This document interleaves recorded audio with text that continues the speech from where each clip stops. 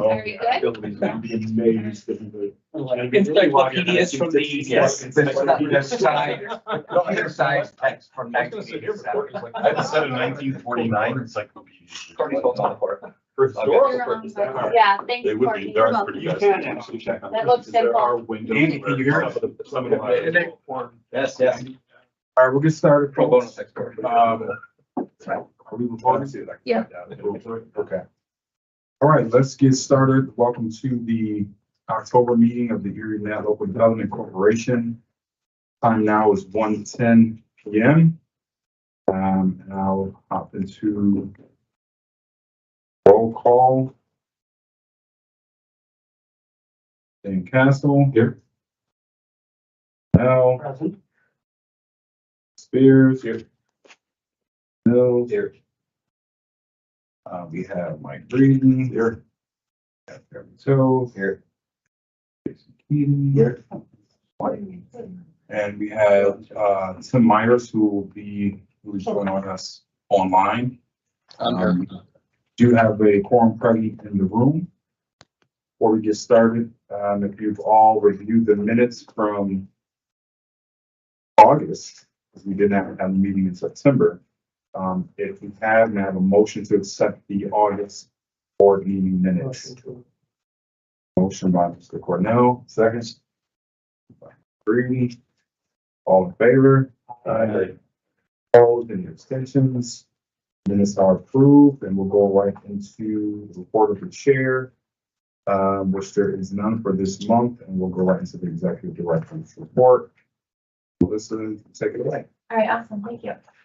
So, the financials are attached. If anyone has any questions, I'd be happy to answer those. I did want to give an investment update. We had an audit and finance committee meeting in September, which was the first month that our initial investment was coming due. So we had those broken out into segments. So the first segment of the original investment was maturing at the end of September. And so with the advice of the audit and finance committee, we just went ahead and turned that investment and into a new investment, which we were actually finding better interest rates than we did in our June investment. So I believe it was, $4 million? Around just over $4 million with the realized gains from our maturity went back into the market, in the ways that in which we are allowed to, which is, why can't I think of it? T-bonds, the treasury bill. So, and that will be coming due, that initial, or the September investment will come due in 6 months, I believe. We did the 6 month. Our next investment comes due at the end of December. At the end of December, which is around $10 million with our obvious gains. So we'll make those same adjustments with the advice of the audit and finance committee in September or in December. What helps us with the investment is the cash flow, which we did obviously for the preparation of this budget, to see when, and we can reanalyze that. Andy, I'm sure you can help us with that in December to make sure that our initial guesses are coming true as far as when money will be going out. And that will help us determine what we'll reinvest again in December. We're doing very well on the investments, which is obviously good for the future. So that's just kind of an update on our investments. Next on the report is ECC Technologies, Matt. His report is attached here as well, past all of the financial. And in the middle.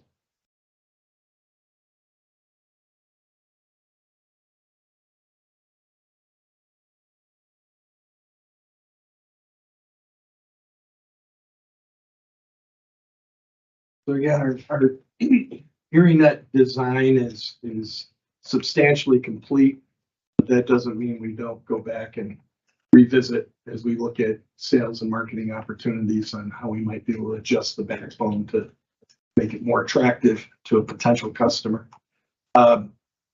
We are trying to get our Grand Island conduit agreement approved by the Thruway Authority on their November board meeting upcoming. We have our agreement and our comments submitted to the Thruway Authority. So that looks like that will go forward. Our utility agreements have been executed in place. The last thing with Verizon was to get the letter of credit in lieu of a construction bond. They were willing to accept the $500,000 letter of credit. And Missy, I think when we last talked Monday, they were still processing. They're in the final stage of approvals. We should have signatures this week. One of the major items that we need to resolve for our design and our permitting is the city telecom license agreement. We have our proposed comments into the city. City's gone quiet. We haven't gotten a lot of feedback. But again, if you recall, we proposed to the city if they were willing to relax their annual and one-time license charges, ErieNet would pick up the costs of connecting their facilities to our backbone, which was substantial. So it's a good deal for the city, but we're still waiting to get the feedback from them. From who specifically? Mainly from, yes, Daryl Springer is the CIO. He's taken the point on that, but there's also the city attorney and the city engineering. Tom Terapaki. Tom Terapakis, their telecom. But he wouldn't be approving it. Daryl, the CIO wouldn't be approving it. Right. It would be- Working on it for the team. Well, officially, it has to be approved by county council. But before they take it to county council, it has to basically meet the expectations of the administration. And what's our, give me some deadlines or timing or, We wanted to be in front of the common council in September. Yeah. That's our timeline. yeah. So we're now looking at November. So I mean, don't we have to, I mean, because I think this is the second time or maybe the third time the city issue has come up. It's an ongoing issue. It's Maybe I don't need everything to- is to them. We received an email from them a couple weeks ago, probably exactly 2 weeks ago, stating that there were some changes that our attorneys suggested in the telecom actual license. So legal type terms. They rejected those, but offered a meeting. So we asked them to take that meeting and asked for the red line version of those, why they didn't approve of those. And since then, all I've been told is we'll get back to you to set up the meeting, and I haven't. And I've done follow-up and I haven't heard back. So, Right now, they're playbook. yeah. We'll set up a meeting and then Yeah, it's communication. Pepper, yeah. You don't? That's the attorney. So anyway, I have some people trying to find out why, and I'll continue to push. But maybe we need. Yeah. Like, county executive to call the mayor or something, I don't know. Escalate a little bit. Yeah, This is- they're aware. So we are waiting on that. But yes, agreed. We are exploring several avenues to get everything settled. It's a big deal. Yeah. We need the video. Yeah, we've done several things with the city and. Well, saying and. all our fiber goes through the city to get to all our towns. And so it's going to affect the cost of everything They hold the cards. if they decide to Yeah, enforce that's that. probably what's going on. We know they hold the cards. Do they know they hold the card? No, I don't know. I haven't said anything. They know Well, that listening well, from they know city- our permitting process is held up. I Right. mean, they understand. We have been very forthcoming about our expectation that we need to be on these. It needs to be approved so we can We've build our system. And we've had some very productive conversations with some of the internet and wireless internet providers that have facilities in the city.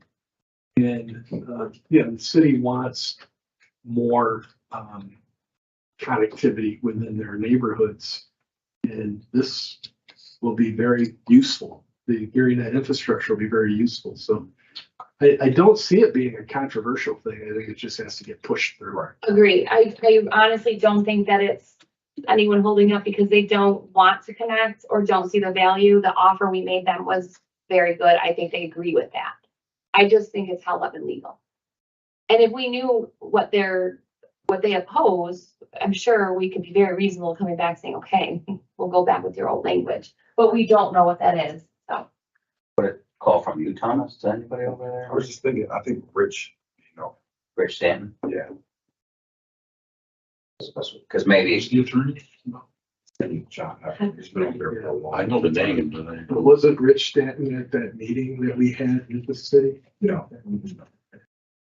Rich used to work in the city for a while, and I'm sure he crossed paths with John, so maybe I would, personal relationship. that we did. okay. Wow. Good natured prodding would help. Yeah. Again, our routes have been defined and our aerial pole lines have been defined. And so under the Make Ready survey, all those poles, thousands, there's 12,000 poles altogether. We're submitting those to the utilities to let them know we want to attach to these poles.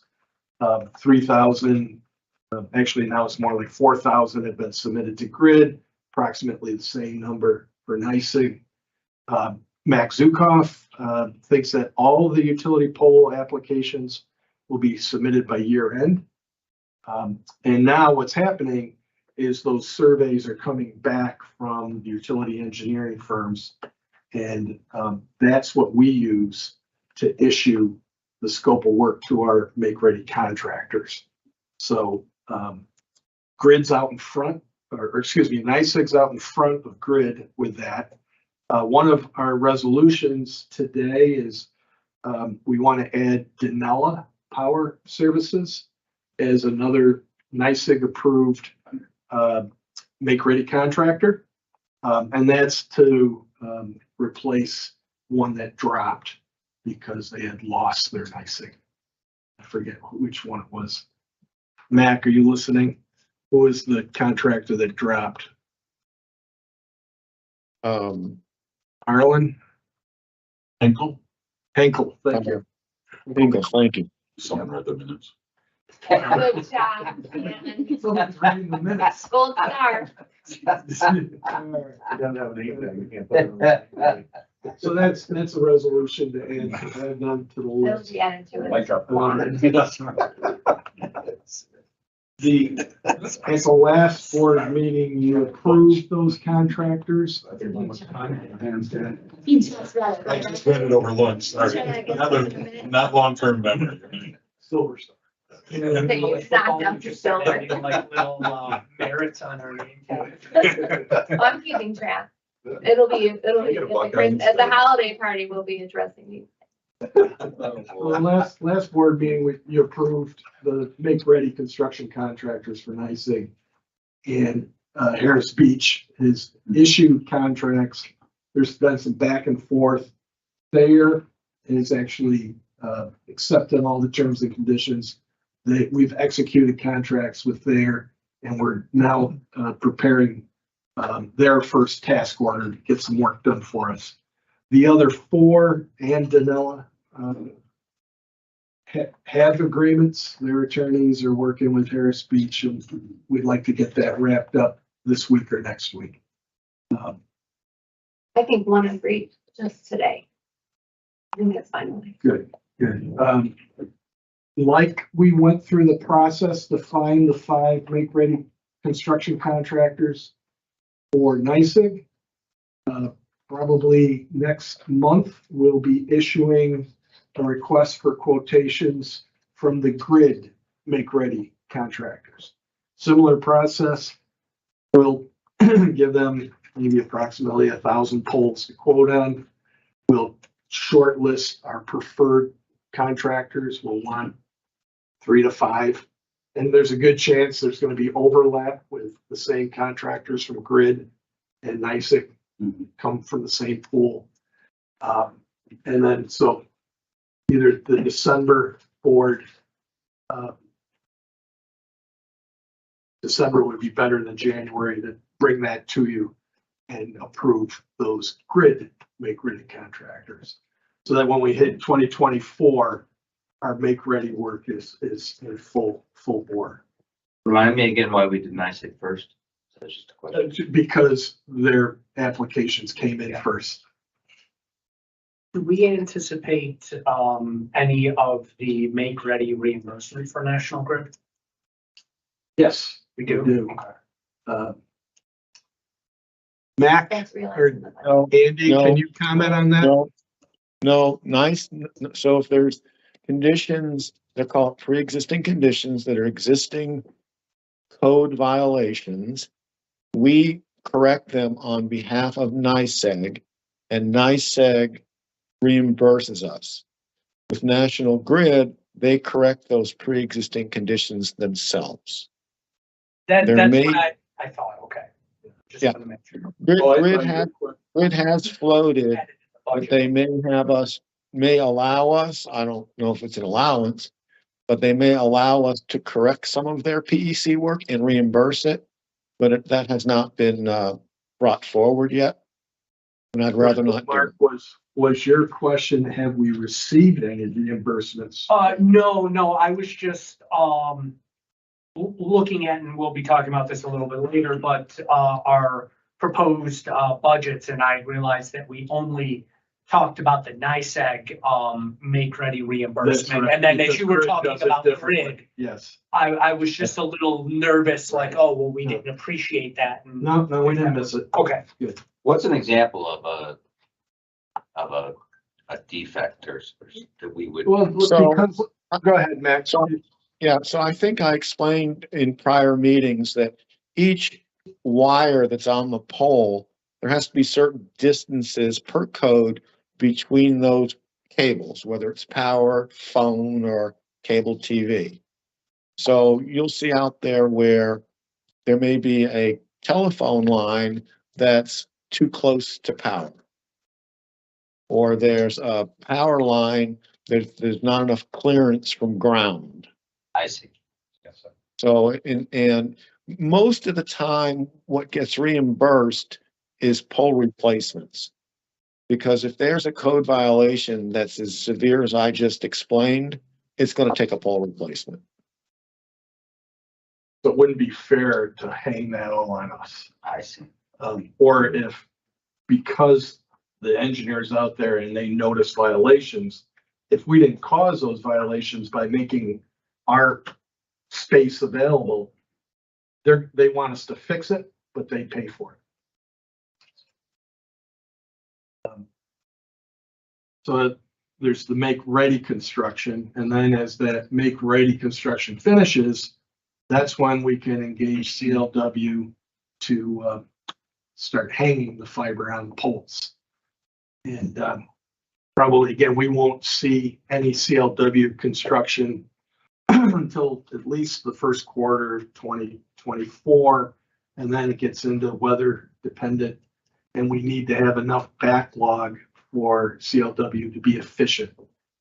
So, Mac, I don't know what your crystal ball's looking like, but I don't know if we'll see anything first quarter, or is that likely to be more of a second quarter start for CLW? No, so I expect that when poles get cleared, once those poles get cleared, I'm concerned that if we don't get our stuff on the pole, somebody else will. Mhm. So I would expect probably December, January to have a small amount of work done. I expect full production roughly March 1st.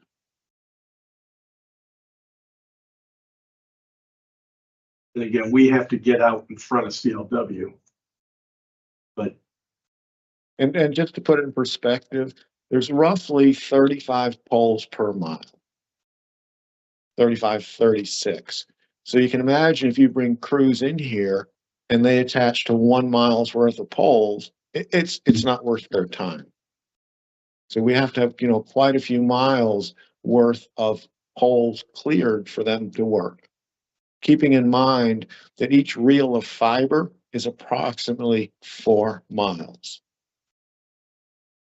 They're 20,000-foot reels.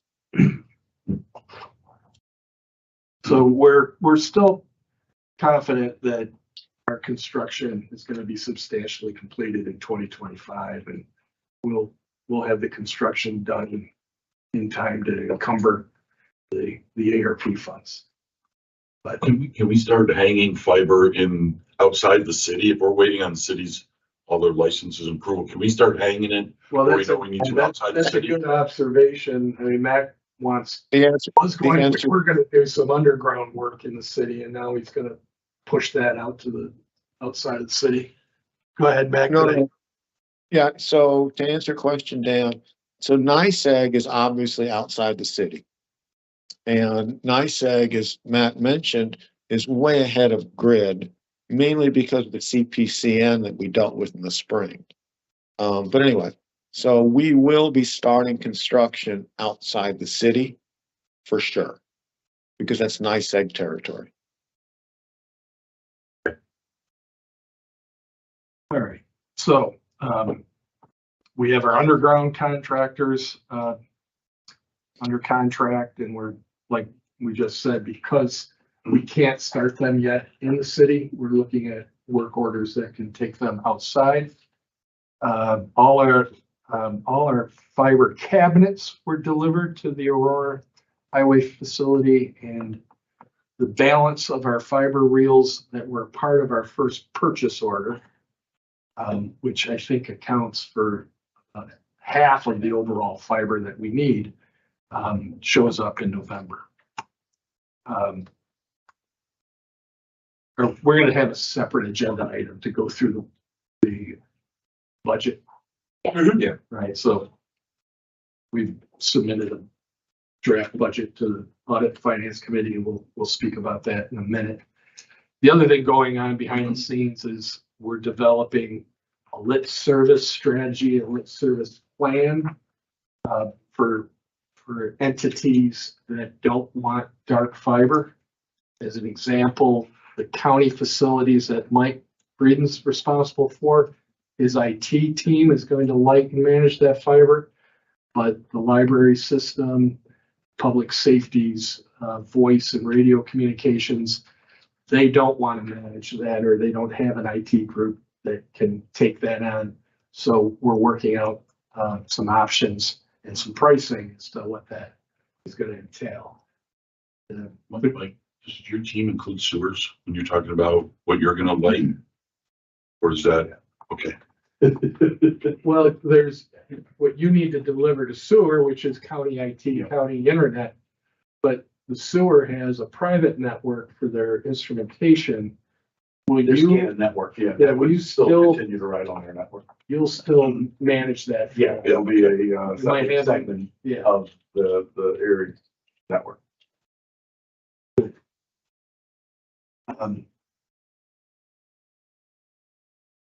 The other ongoing thing that I classify as operations is working with Harris Beach on developing this pilot program for real property tax relief. It's still a little premature to give you too much information because we're still doing our research and due diligence. There'll be an update on the pilot November board meeting with Harris Beach.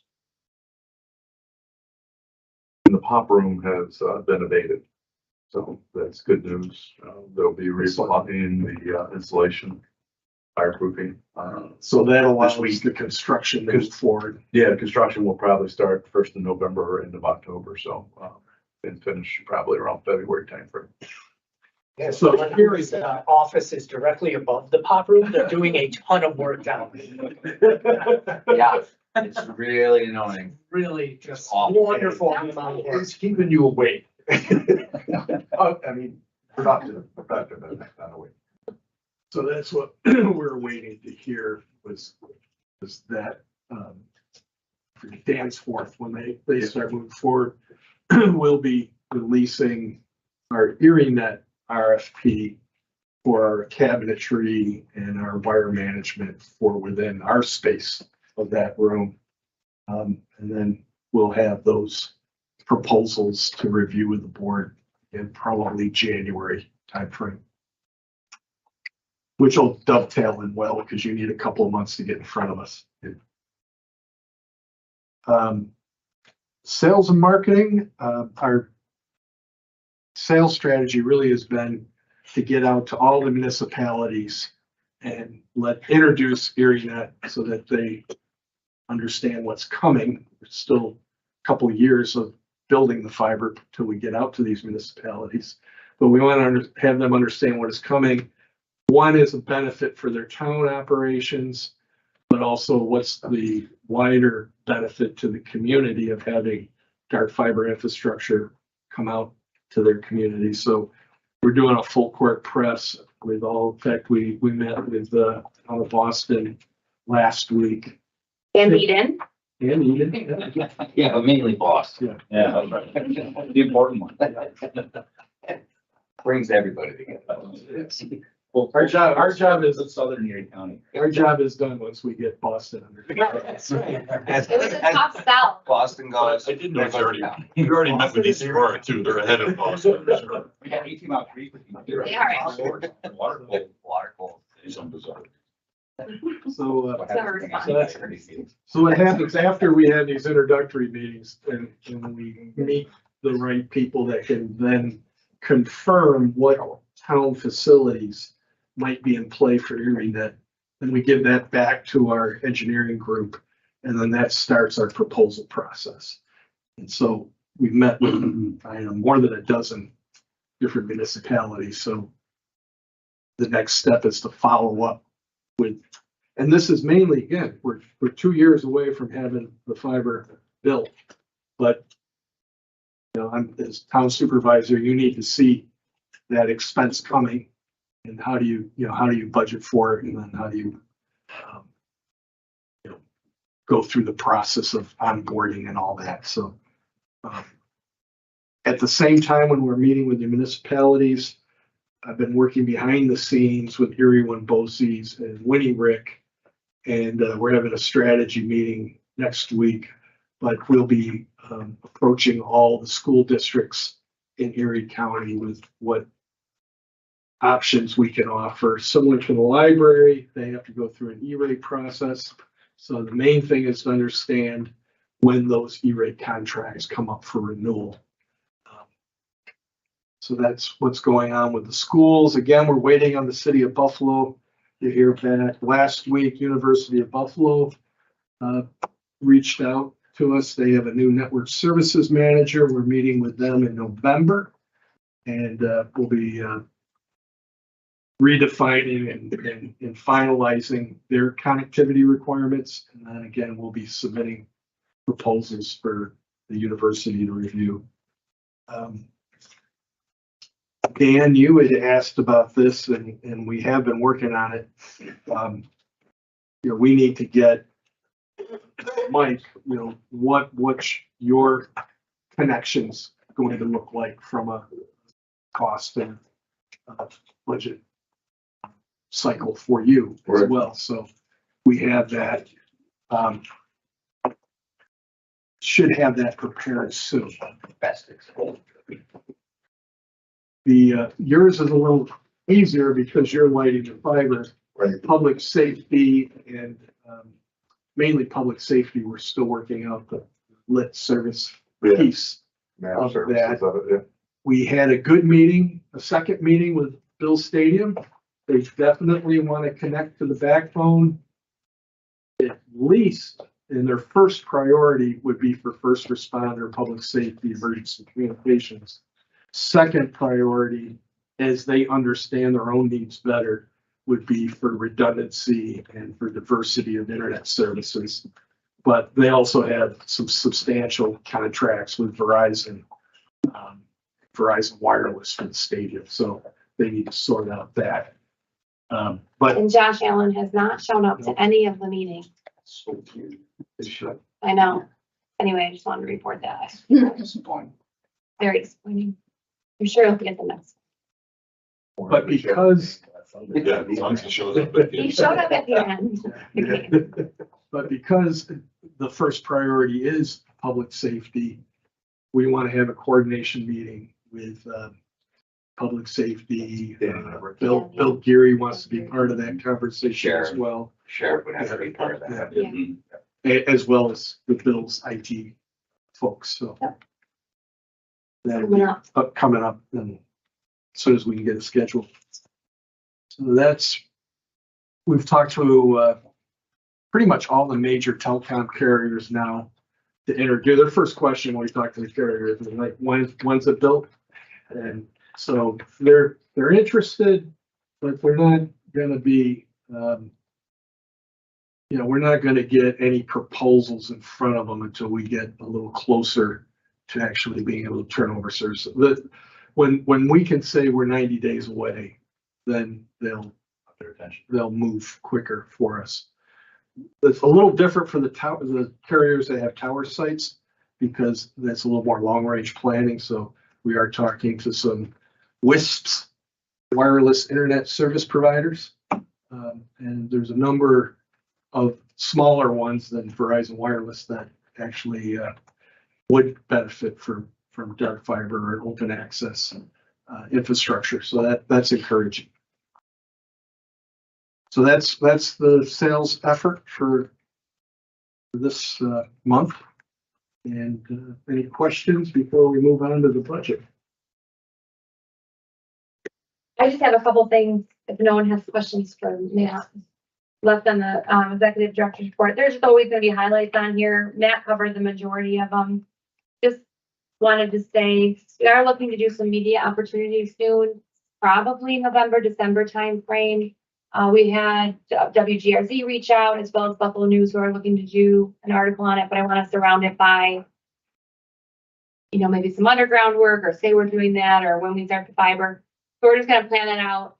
In the meantime, we're gonna start getting out social media posts on educational pieces of what ErieNet is and kind of building that background on social media. So when we do media and we point people to our social media, they'll see that there's already been a substantial presence. So that's just an FYI on that. So once we do go to roll out, I mean, talking about a near-term opportunity, once we can start with underground work, would be connect to the convention centers. I know, yeah. A couple blocks away, it's county Those are facility. the types of, I'm waiting Easy on enough. something like that to happen. And So have you for us, met with the convention center folks, or what do we need to do to make that happen? Just be ready. We had our introductory meeting with them, and I know that they had a large convention coming up in November that they were concerned with. Yeah, well, they're always gonna have that. We were but- hoping to have an easy button and have open conduit that we could jump into. And correct me if I'm wrong, Mac, we haven't identified one, so we're probably gonna have to build something. What about the reels Yeah. themselves we talked about? Yeah, so I talked to the manager of the convention center, I forget his name. They're definitely interested in service. There is no connectivity except for Verizon conduit and grid conduit into that building. I really thought that as old as it was, it would have, these are old cities, have lots and lots of old infrastructure. But according to their house mouse, their maintenance guy, there is no available conduits. So we will be looking at using Verizon duct to enter into the convention center. Did you ask And that's Public all. Works about an available conduit? we did. Okay, We did. We're a little stalled with Verizon until we get that bond in place, or not the Correct. bond, but the letter of credit, but What about the reels themselves we talked about? they're here. Yeah, I mean, we talked about More. doing, I think we talked about, I know, because I was curious what they look like. Delivered That would be the battle next line. month. We could, it could be that, we could do that, but, I want it to be, we signed the city of Buffalo, we connected the I want it to be something like that, or here's our underground construction, something. Or maybe a couple things, but I'm picturing the reels having a real, I'm just picturing it. I assume it's kind of an impressive. they're massive. We have pictures of some board members next to them. Oh, They're Oh, this is when it was accidentally delivered to the raft building. Where were you? Where were you, Jeremy, when that happened? what about connecting to your office here at the same time? Yeah, They've got to have a fiber and the conduit. in I'm this- sure they do, All the yeah. startups, I would think that this building. This is a big tech Love to building. have it, and maybe that's something to explore, because then you're connecting it to right. headquarters here. All on the list. at some point, we'll do a bus tour for you folks. Where we'll take you by some make-ready contractors. You can see what that looks like. We'll do it with our CLW crews, our underground crews, and you'll see the fiber reels. We'll take a few hours one afternoon. Courtney's looking into a ErieNet hard hat, because we've been invited to some groundbreaking situations that we might be a part of. Anyway, so gosh. Anyway, that's the media piece. And then just real quick, before we move on to the agenda items, the December Board of Directors meeting is, I believe, on the 18th. I should probably just have put it right on here. It's going 21st. 19. Oh, it is 19th. So the 19th, and we're going to have a holiday gathering right after. So hopefully everyone can make that meeting. It will be the party of the year. And it will be right here, outside here with the nice view. But we might move the board meeting back an hour, so that we go right into that. You don't have to go back and come back. Just FYI on that. I'll send out information as it becomes available. It is a don't miss party. And we're also going to be bringing in, we're going to be inviting ECC Technologies, people we work with that works on our project, who works with the LEC, so everybody can get an opportunity to meet those that are working on behalf of the LEC. Good to go. Yeah, go. All right, thanks for the executive director's report. Next, following along in the agenda, we had a audit and finance committee meeting before the board meeting, and we can have a report from the chair of that committee. We've actually had two meetings. So our first meeting, we discussed, the investment, reports, that was already, discussed. So I essentially are checking that off the list. And then the second was, we symbolically, discussed, one of the first actual, customer proposals, for the town of Grand Island that is included in your board packet. This was one that was underneath the threshold where the executive director was able to approve that on her own. But I know when we discussed this previously in August or July, it was all theoretical. So there is an actual one in your board packet. I think sort of as we're going forward, it may be a bit of time before we have any of these proposals that requires full board approval, because that would be something that is greater than $250,000. Plus it doesn't meet a couple of the thresholds. But we may have, just as an example, to keep sort of the board aware of it, some of the examples of these, so you can kind of see these in advance of one where the board would actually have to approve it, which I think will help everyone, make a better determination when we do require that. Then from there, the audit committee met to discuss our both 2023 and 2024 budgets. That is, there will be some votes that are coming up a little later in this meeting, but I'll give just a very basic overview at this point of it. ABO requirements were for the ErieNet to have a budget for 2023 that was theoretically supposed to be adopted approximately 30 days after the formation of this organization, which was something that was not tenable, something that we couldn't do. The ABO does not necessarily give any sort of extensions or anything like that. They talk in very strict regulatory statutory language, and you're either compliant or non-compliant. So what we're trying to do now is we had this opportunity where we're far enough along in terms of organization building and understanding the dynamics of our project itself, where we could both create our budget for 2024 and the several out years, but then look a little retroactive to our current year budget. So what we're going to be requesting of the board and was approved at the audit and finance committee was both the 2023 budget retroactive to the year, and then also the 2024 budget with adjoining 3-year, plan or 4-year plan from that point. The two documents are 85% exactly the same. All they differ is the 2023 has a 2021 actual, which didn't exist because we weren't an organization. And the 2024 has an extra out year of 2027. But this is going to be that first point in time where we're catching up to real time and getting into substantial compliance with the ABO, which I think is a pretty significant achievement for a brand new organization.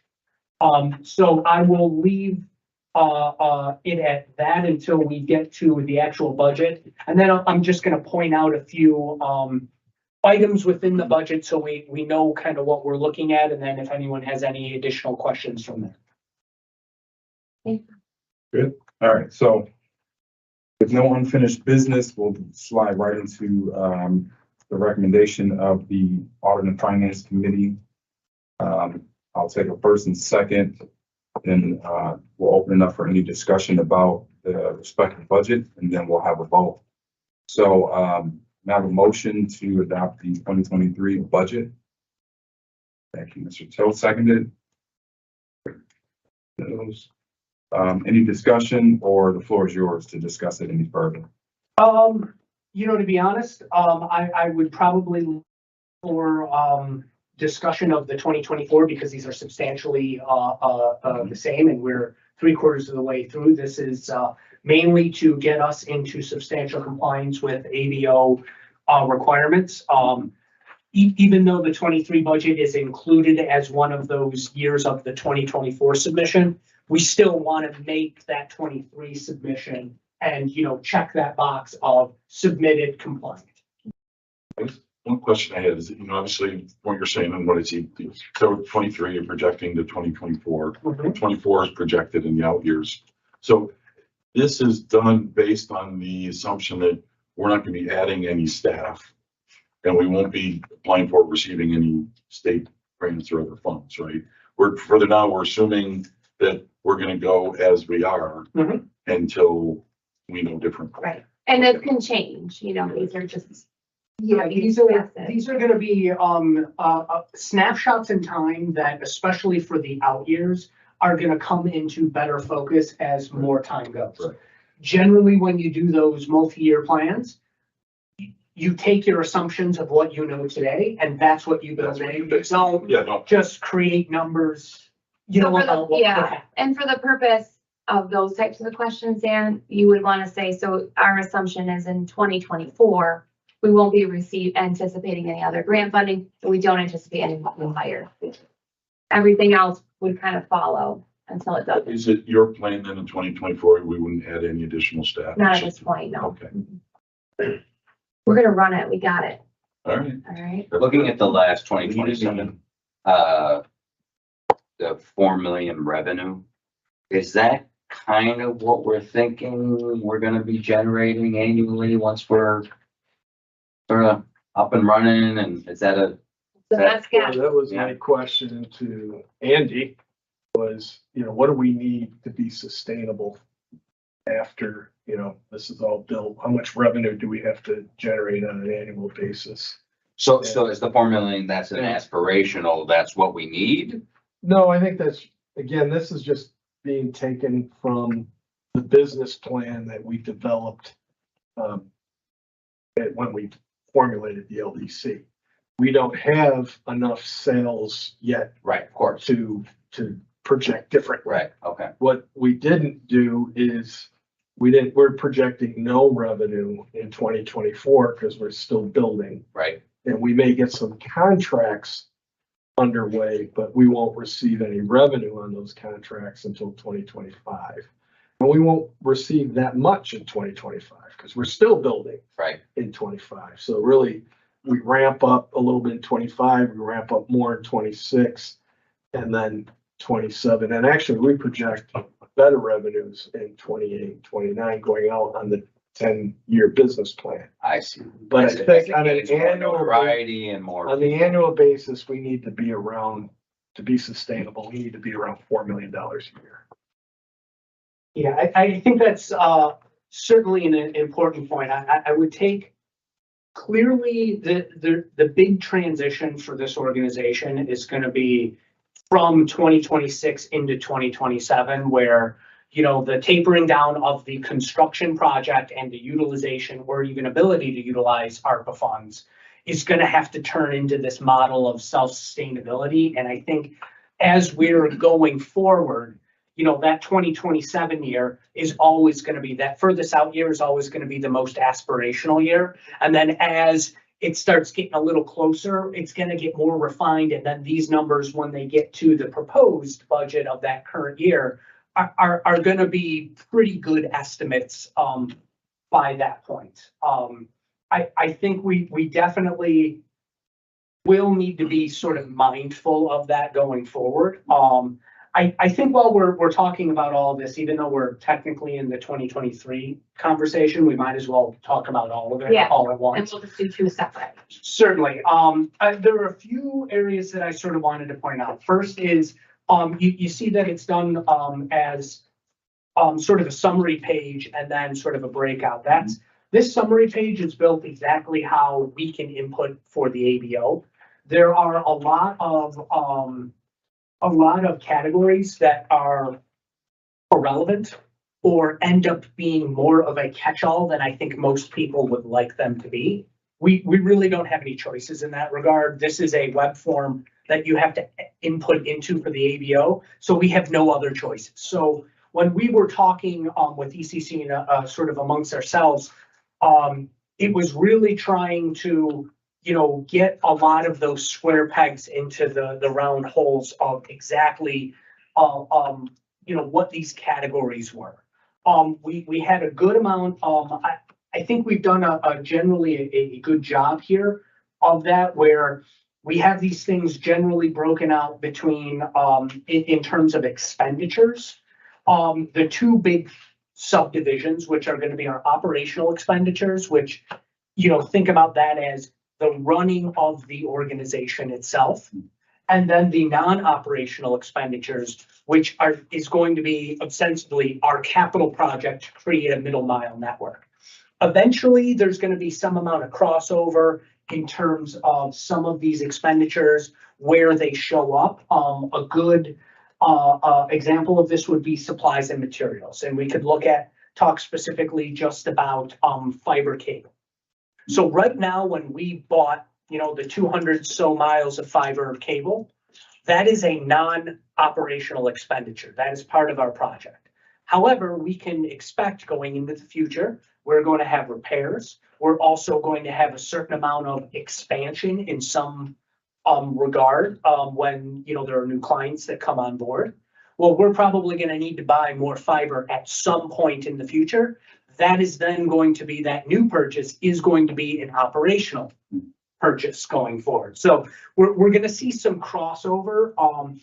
That's why you'll see like the vast majority of our expenses right now are in that capital asset outlay, because the vast majority of our expenses are this capital project. As those taper off, the total amount spent per year is probably going to contract quite a bit, but it's going to move mostly to operational expenses until that point in time. I don't know, 10, 20, 30 years down the line, where maybe we have some major project that has to happen. That's a major, replacement project or expansion effort that's planned at, some period in the future. In terms of the revenues, you're really seeing, for the initial years, you're seeing it in three places. You're seeing the investment earnings. Those are our best guesses of our investments, at least for the 23 and 24 year. Will there possibly be some earnings in future years? Maybe, but it's less likely, mainly because one, we don't know what the climate is going to look like in terms of interest rates. Secondly, you have to have cash on hand to invest. And if we're going through 2024, which is projected to be our significant year of construction, we're probably gonna have utilized most of the funds we're investing right now through 2024. So we sort of think interest earnings are gonna become more of a negligible dollar figure, if anything at all, going forward at that point. The next line is our federal subsidy. That is our ARPA fund. If you add all 4 years up, that's $34 million. Well, the story that this tells us right now is that we have a reasonably good plan right now in making sure that that money is expended before our deadlines. Will the feds extend those deadlines? Possibly. We won't find that out for several years. I think it's a reasonable bet to assume they will, based on past practice. But we're right now at a point where we're saying that through 2026, we may only have, $500,000 or some, amount of carryover that's remaining. I think that puts us in a pretty good place. I would personally be a little concerned if we were plotting this budget out and we showed 2026 and we had $5, $6, $7, $10 million of ARPA funds, and we were planning to spend all of that in the final year of eligibility. So I think we have a good plan, even with delays, to be able to expend all of those funds. The third, and it was something that I had asked a question about earlier, was related to the other operating revenues. Other non-operating revenues. That is entirely this NYSEG make ready reimbursement. So we know that basically this is a cash flow issue where that money is going out the door, it's being held by NYSEG, and then it's coming back to us. But still, we're making those transactions, so we need to show both sides of it. The unintended consequence, if you will, is that that money is being expended and it's sort of reducing the amount of ARPA funds that we're using in a year because we're counting that as revenue coming back. But again, we're looking at expending money over these several years, so that isn't really a particular concern we have. When it comes back to us, though, it won't be ARPA funds we have to spend by the end of 2026. It's unclear. Funds. It's an Okay. open question. It's an open question and I like your answer.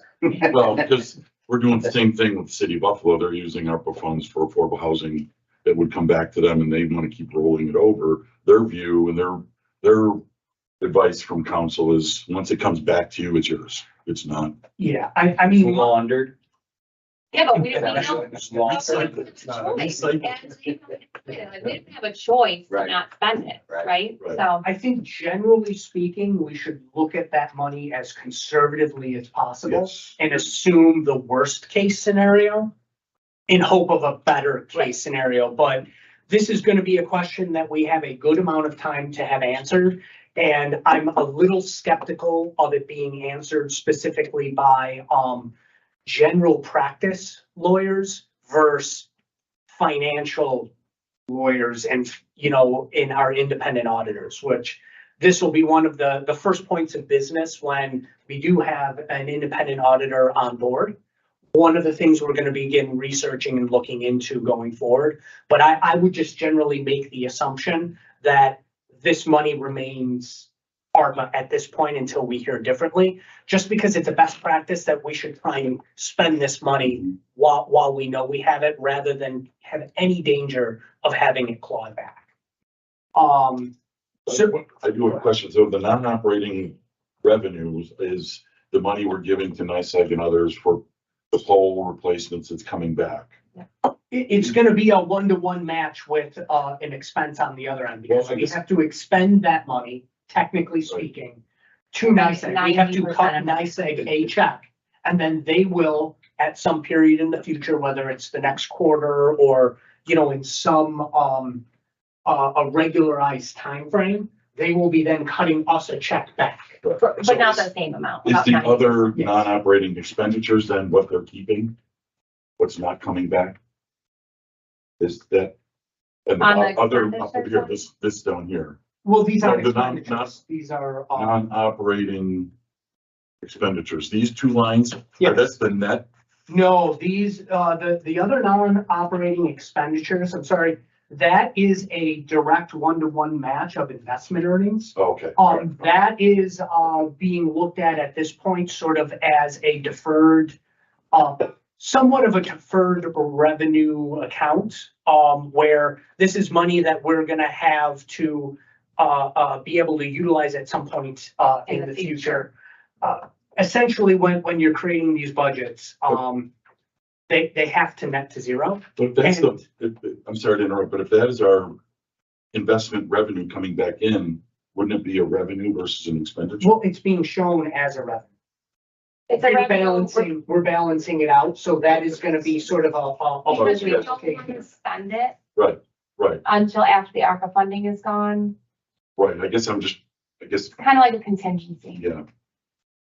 But I guess I'm confused because it's listed as a non-operating expenditure. It's because Because it's it's shown on going both to, sides. like, almost like a restricted account. So our two options there were, does, we yeah. could not recognize interest earnings Right, and that be an unbudgeted revenue.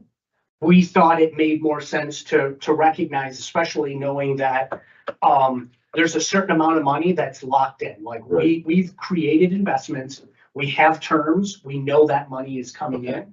So we wanted to show some of that and then have that money. The way I look at it is we're earning it and then we're taking it out and putting it in an account that we cannot touch. Right. And that's the way you can only show it on this ABO. Mhm. Right, yeah. all right. Fine, thank you. So then, the next aspect is, going into, expenditures. And as I noted before, the vast majority of expenditures are in this capital asset outlay. And there are two categories here. We have the, construction capital, in progress. That is literally our project. And then we have an additional sum of money that is our capital contingency. The capital contingency does look, a little odd, at this point. Part of that is we know we have to utilize ARPA funding through 2026. We have to also acknowledge that we have this, revenue that is coming in for the NICEAG that is essentially subsidizing or resubsidizing some of this project. We wanted to have some amount of wiggle room in 24 and 25, which are the two major years of construction, understanding that something is going to change. We have pretty good estimates on what those are going to cost, but costs are going to change in some regard. That is money that will be able to, so for 2024, if we don't require any contingency, that funding would roll forward into 2025 and be utilized then. Once we started getting into the 2026 timeframe, that's about the point when we would have theoretically some amount of unexpended ARPA funding that we would have to, in short order, come up with a game plan. But I think any of us familiar with construction projects know that even the best planned construction projects are going to have some unforeseen costs. So I fully anticipate that some or most of that contingency is going to be utilized. And then clearly by 2026, we expect substantial completion. And the fact that we won't have any of these additional revenues possibly coming in that were related to NICEAG or the investment earnings. So we're expecting that any use of contingency at that point would be rollover from prior years.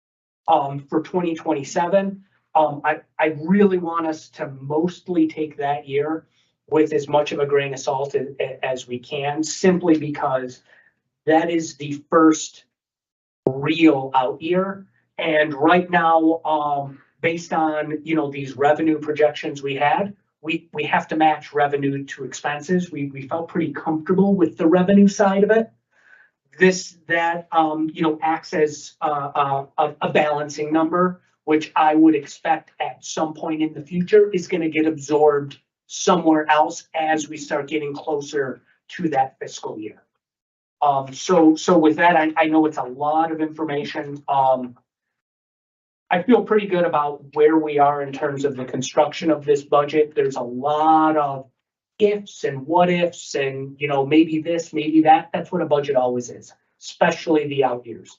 You can only go with the best information you have. I think we have reasonably good information to make reasonably good assumptions at this point. And as we go forward, there'll be more clarity, going. Yeah, I think it's important to mention that, well, one, we did this in consultation with our accountants. Mhm. Angie did the majority of, obviously, the construction and non-operational cost, budgeting. And, next year, we will take this budget process and extend it. So we'll have, it will start in August. We'll have work sessions with the board as well as the audit and finance committee.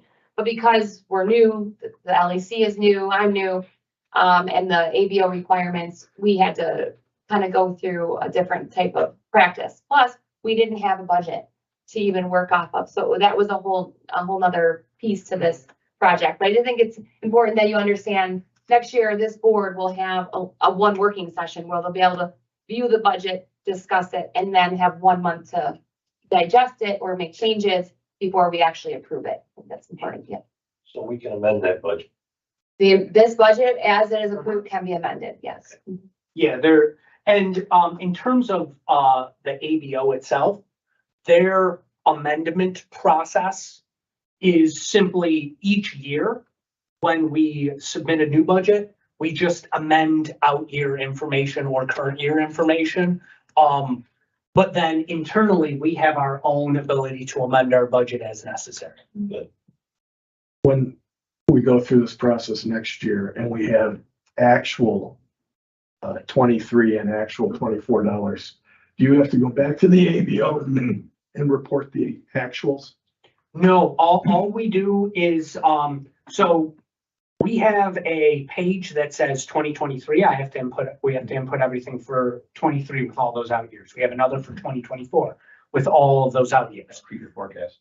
I'm not gonna go back and amend the 2024 page. I'm only gonna put updated information in the 2025 Right. page. And so it's just, it builds upon itself year over year. And it would put, he would put the 23 actuals in 24, which reflect what we actually did Mhm. versus what we proposed. Does that make sense? To the They'll see extent that there unless was an we know amendment. Something that significantly changes it for the. Yeah, Project. keep in mind, we're gonna keep, we have this more detailed budget. Our internal budget is gonna be substantially more detailed, and that can be a work in progress. We'll probably be adding other accounts, at some point as we, They're realize here new. and detailed now of what we have as current accounts now. But we know going forward in 24. There may be There may be revenue sources or something other that things that we haven't contemplated. So we'll be adding. There'll also be an area where we're probably gonna do some subtotaling inside of some of these ABO categories that more closely resembles what ECC initially put together, because that made a lot of sense. They had administration separately. They had stuff with their make ready section, done differently. I think, what else did they have? They had some support services.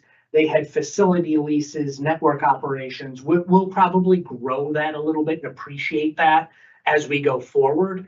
But really, for auspice of our conversations today, this is really the mechanism of being good with what this budget looks like for the current year, and then these out years based on this general strategy we have going forward. And then secondly, authorizing ourselves to, submit all of this information to the ABO and get ourselves now, for the first time since we've been created, into substantial compliance with the ABO, which I think is a pretty, it's a pretty important milestone. As much as the ABO itself says, you're supposed to be in compliance on day one, they understand that that's just not practical. And there are organizations that, have been around for much longer than we are that do not meet their reporting requirements. I think being able to do this in approximately 1 year from actual existence, I think is kind of a big deal, and it shows how far we've come as an organization. Your questions? Thank you guys for all the work you put into Yeah, it. thank you. Everything was organized and compliant and current. Thank you. All right, so let's, we got a first and a second for 2023. All in favor of adopting the 2023 budget? Please signify by saying aye. Any abstentions? Opposed? Carries unanimously. Moving on, may I have a motion to adopt the proposed 2024 budget? Second. All in favor? Aye. Any opposed? Abstentions? Also carried. All right, moving right along to our resolutions. The first is 2023, which is our personnel policy for the corporation. Again, I'll take a first and a second. Let's see if we want to ask like through the personnel policy briefly, and then we'll take a vote on the outset. So may I have a motion to adopt the Motion. all right? In the second. There's, all right. So, I mean, every corporation, business, municipality, you name it, should have a personnel policy. This is ours. This will be the driving force of obviously our policies for our employees, including myself. And we did base this off of the land bank, I believe, and based off of even my initial contract as far as the driving force behind some of the policies. But then also our attorneys clearly took this and added in any legal policies that need to be in there, sexual harassment, workplace violence, which have become extremely long. Those are probably the bulk of this as far as why it's so long. But we think it's fair. I think it's something that will attract future employees to the company. And obviously, you know, this is something that needs to be in place, and I'm glad that it's finalized. I'd be happy to answer any questions. Has any? No questions. All in favor of adopting the personnel policy for the corporation, please identify by saying aye. Any opposed?